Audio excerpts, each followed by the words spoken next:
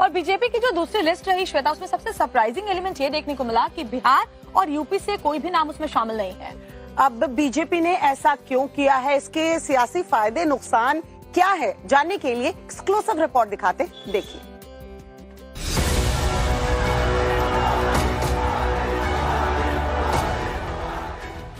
BJP की इस list में यूपी बिहार का नाम नहीं है।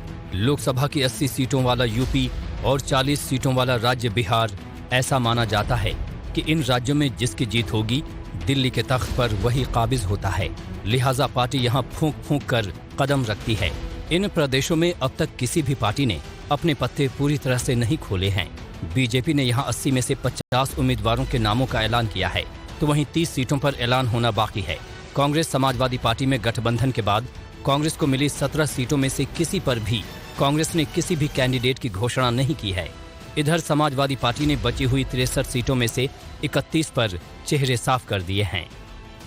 बिहार में एनडीए में सीट शेयरिंग का फॉर्मूला अभी फिट नहीं हुआ है, सेट होने की कगार पर है। सूत्रों के मुताबिक 40 सीटों के लिए जिस फॉर्मूले पर गठबंधन दलों से बात चल रही है, उसके मुताबिक बीजेपी 17 से 18 सीटें, जेडीयू 14 सीटें, चिराग पासवान की पार्टी को 5, उपेंद्र कुशवाहा की पार्टी को 1 और मांझी की हम को 1 सीट देने की चर्चा है।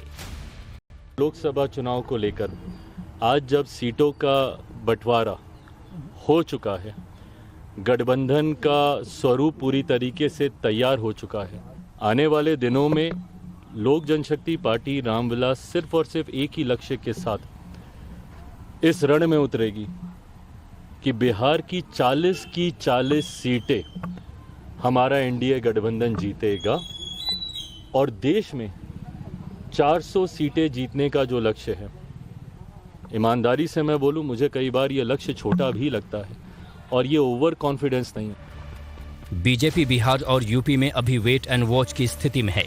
बाकी दलों के चाल चलने के बाद बीजेपी यहां अपना मास्टर कार्ड चलने वाली है।